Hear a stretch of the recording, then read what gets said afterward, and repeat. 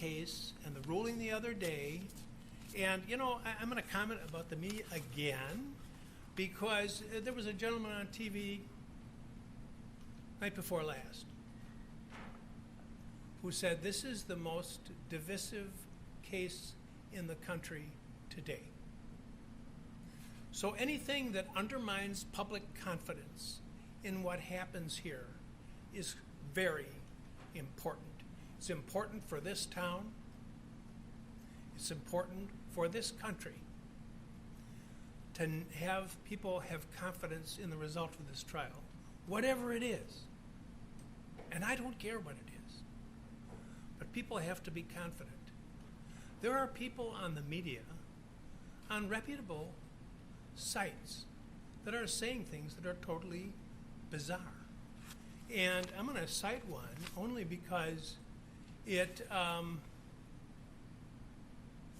is exemplary, and it stems from the conversation we had the other day about the uncommunicated threat rule. You talk about things that occurred with respect to Mr. Rosenbaum that were unknown to the defendant at the time that the crime allegedly was committed. And you're right, under one subsection of that statute,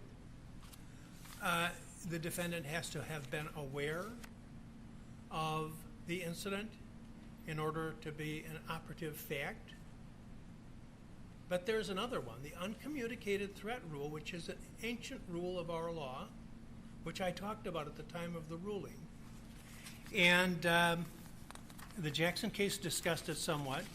It's also discussed here at Judge Weinstein's commentaries. And it's section 7.01, subsection 3, subsection C. And it says, if the defendant offers evidence of the alleged victim's character, it must be in the form of opinion or reputation testimony. And that was, I think, one of the things that you were advancing. It may not be in the form of evidence concerning other acts. When a defendant offers evidence of the alleged victim's character, then the process, well, I won't read that because it's not relevant. But then the next paragraph, and this is the critical one. When the defendant offers evidence of a homicide victim's violent character, but does not show that the defendant was aware of that character trait at the time of the incident resulting in the victim's death, the defendant is offering the evidence as circumstantial proof of the alleged victim's violent behavior at the time of the incident in question, and the offer falls squarely within Rule 404, subsection A, subsection 2, subsection B. On the other hand, if there is evidence that the defendant was aware of the alleged victim's violent nature at the time of the incident in question, evidence of the alleged victim's violent character is admissible in support of the accused's claim of self-defense, but solely under 404A 2B. Under those circumstances, the evidence of the alleged victim's violent character is admissible independently of Rule 404A 2B because it is relevant to the accused's apprehension of the imminent danger and the reasonableness of his or her defensive measures. So there's two different parts of the rule. One of them is the defendant has to have been aware of the decedent's violent acts or turbulent behavior.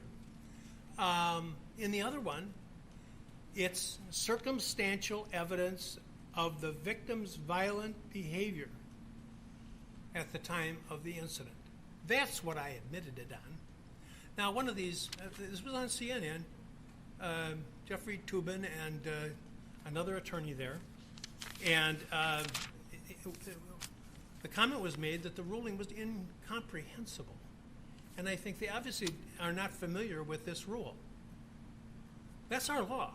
That's the law in the Jackson case.